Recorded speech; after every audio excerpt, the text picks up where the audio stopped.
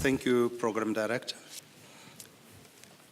Program Director, executives and principals of government and industry, leadership and organizers of this annual summit, particularly Cape Media, FP&M Seta, and other sponsors, leaders and principals from the Setas, universities, and colleges, that is both public and private, to the professional bodies, skill development partners, and international organizations, all summit delegates, media present, ladies and gentlemen, good morning. Let me pass greetings from the Ministry and the Department from Higher Education and Training. The Minister has in the past called for all people, and particularly the employers and private sector, to play a critical role of taking the skills revolution forward for an inclusive economic growth. It is against this background that I'm tasked to discuss and talk to issues in relation to this particular conference and summit.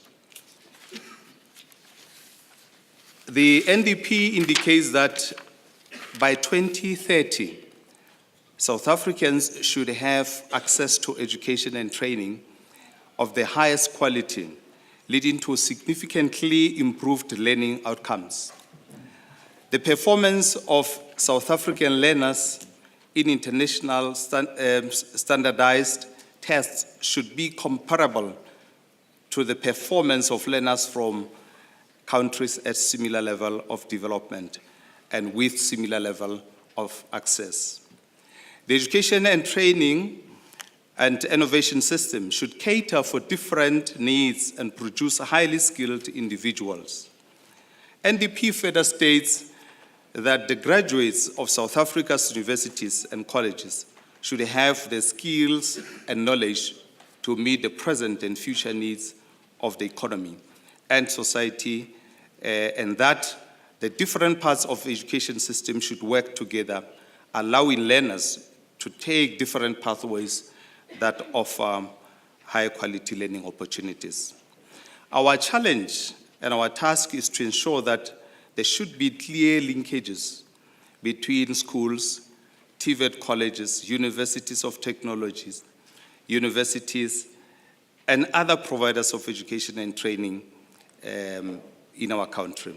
Importantly, skills development system should have clear linkages between education and training as well as the world of work.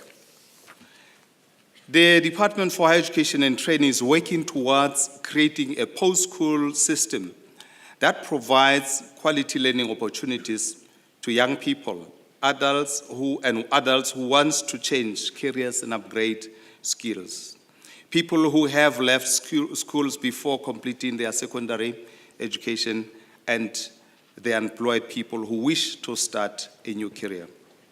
We continue to call all post-school institutions, including private provisioning, to offer programs and services that meet the range of needs for the young and the old. Such a system should be capable of adapting to changes in technology, industry, population dynamics, and global trends. I hope this summit will discuss and recommend ways of quickly producing requisite science, technology, vocational, and technical skills to accelerate economic growth. It is imperative for the drivers of change, such as the private and public institutions, to work together to create the educational infrastructure needed to support a thriving economy. The globalization of labor and technology markets require education systems to collaborate across national borders and across sectors. By now, we are aware that meeting national development objectives and responding to the global trends requires changes in planning and greater use of technology in delivering training programs, and this cannot be achieved by government alone. Thus, private provision remains strategic for revolutionizing skills development in this country. During the Commission's, or rather breakaway sessions, I urge you to interrogate ways in which our skills development system could provide for diverse and real opportunities for our people to empower themselves for the future. Such a discussion will further assist to deepen the recent debates about the proposal on the National Skills Development Strategy and the Seta landscape beyond 2018. The National Skills Development Strategy and the Seta landscape proposal outlined numerous challenges bedeviling the skills system and put forward suggestions as to how to remedy these ills. The proposal is in the main informed by the vision and the objectives of the white paper for post-school education that indicated that the post-school system will be responsive to the needs of individual citizens and employers in the public and private sectors, as well as serving broader developmental objectives. In one of his addresses, the Minister of Higher Education and Training, Dr. Nzimande, emphasized that there is an urgent need to develop a new cadre of Seta practitioners for effective skills development and economic growth. He emphasized that the sector education and training authorities cannot be about dishing out millions of rands in training tenders without systematic development of labor market sector experts and practitioners. Program Director, allow me to indicate that the present challenge to improve access to skills development services facing us can be reduced by collaboration with TVET colleges, universities of technology, and private education and training institutions. Such an approach will ensure that skills development interventions and projects are not accessible to those with a privilege to stay in urban and developed areas, but also benefit those who are in the periphery of the economic system. We should remember that given the large number of school leavers each year and the high levels of competition for jobs, SETAs working with labor, employers, and especially public TVET